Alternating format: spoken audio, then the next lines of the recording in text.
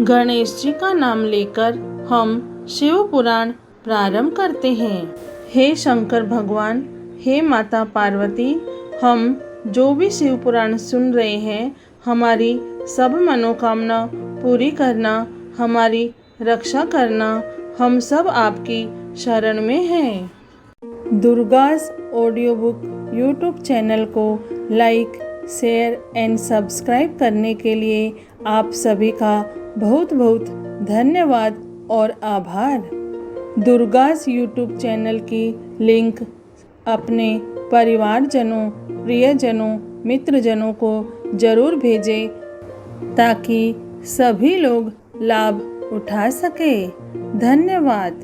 शिव पुराण में श्री कोटि रुद्र संहिता में 33वां अध्याय प्रारंभ करते हैं। घुश्मेश्वर ज्योतिर्लिंग की उत्पत्ति व महात्म्य। सूत जी बोले, हे मुनिगणों, सुदेहा अपनी छोटी बहन घुश्मा से बहुत ईर्ष्या करती थी। उसके पुत्र के प्रति भी उसका व्यवहार बुरा था। धीरे धीरे घुश्मा का पुत्र बड़ा हो गया। उसे विवाह योग्य जानकर ब्राह्मण सुधर्मा ने उसका विवाह एक योग्य कन्या से करा दिया। इससे सुदेहा की ईर्ष्या और अधिक बढ़ गई। उसने निश्चय किया कि जब तक घुश्मा के पुत्र की मृत्यु न होगी तब तक मेरा दुख कम नहीं होगा। अपनी खोई प्रतिष्ठा और घुश्मा को सबक सिखाने का निश्चय सुदेहा ने कर लिया। एक रात सभी प्राणियों के सो जाने के बाद सुदेहा ने घुश्मा के सोते हुए पुत्र की हत्या कर दी। फिर उसके छोटे छोटे टुकड़े कर कर उसी तालाब में बहा आई जहाँ घुश्मा प्रतिदिन शिव पार्थिव लिंगों का पूजन के उपरांत विसर्जन करती थी। घर आकर सुदेहा आराम से सो गई। प्रातःकाल उठकर सुधर्मा भगवान का शिव पूजन करने चले गए। सुदेहा और घुश्मा भी अपने अपने काम में लग गई।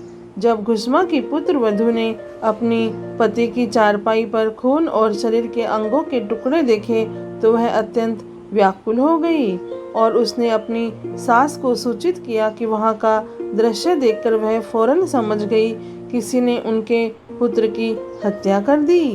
यह जानकर घुश्मा जोर जोर से रोने लगी। सुदेहा भी उसकी देखा देखी आंसू बहाने लगी, परंतु मन में वह अपनी सोच के दुख से बहुत प्रसन्न थी। कुछ देर पश्चात सुधर्मा शिव जी के पूजन से वापस लौटकर आए तो उन्हें सब बातें पता चली। सुधर्मा घुश्मा से बोली, देवी, इस तरह रोना छोड़ दो।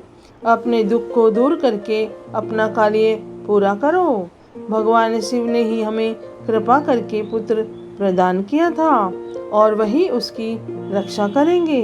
इसलिए तुम रोना छोड़ो और अपना नित्य कर्म करो। तब पति की आज्ञा मानकर देवी घुश्मा ने शिव जी के पार्थिव लिंगों का पूजन किया और उन्हें बहाने के लिए तालाब पर गई। जब लिंगों का विसर्जन करने के उपरांत वह मुड़ी तो उसे अपना पुत्र वहीं तालाब के किनारे खड़ा मिला। अपने पुत्र को जीवित पाकर वह बहुत प्रसन्न हुई और मन ही मन अपने आराध्य देव भगवान शिव का स्मरण करके उनका धन्यवाद व्यक्त करने लगी। उसी समय भगवान शिव वहाँ प्रकट हो गए और बोले, देवी घुश्मा, तुम्हारी आराधना से मैं प्रसन्न हूँ। मांगो, क्या वर मांगना चाहती हो? तुम्हारी बहन सुदेहा ने ही तुम्हारे पुत्र की हत्या की थी, परंतु मैंने इसे पुनर्जीवित कर दिया है। मैं तुम्हारी सोच को उसकी करने का दंड अवश्य दूंगा। भगवान शिव के वचन सुनकर देवी घुश्मा बोली, हे नाथ, सुदेहा मेरी बड़ी बहन है, इसलिए आप उनका अहित न करें। तब शिव जी बोले, तुम्हारी सोच ने तुम्हारे पुत्र को मारा, फिर भी तुम उसको दंड नहीं देना चाहती हो। यह सुनकर घुश्मा ने कहा, हे देवादिदेव, अपकार करने वालों पर भी उपकार करना चाहिए। यह मैंने भगवत वाक्य पढ़ा है और मैं यही मानती भी हूँ, अतः आप सुदेहा को क्षमा कर दे। तब घुश्मा की बात सुनकर शिवजी बोले, ठीक है, जैसा तुम चाहती हो वैसा ही होगा। तुम और कोई वर मांगो।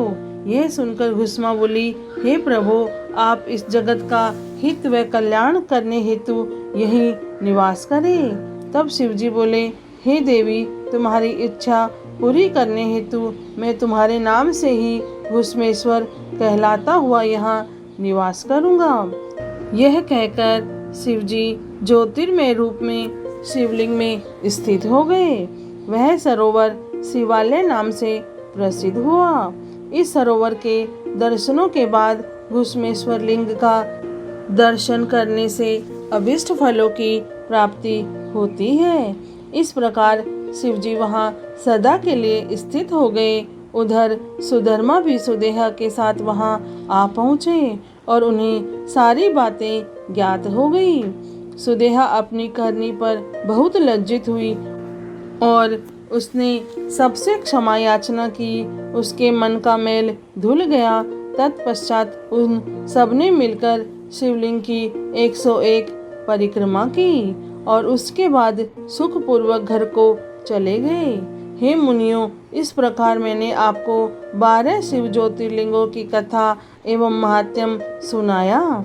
जो प्राणी भक्ति भाव से इसे सुनता अथवा पढ़ता है वह सब पापों से मुक्त हो जाता है और उसे भोग और मोक्ष की प्राप्ति होती है।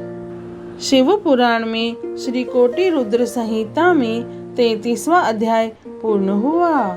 हे भोलेनाथ, हे शिव शंभु, हे माता पार्वती, आपको कोटि कोटि प्रणाम और कोटि कोटि धन्यवाद। जय भोलेनाथ।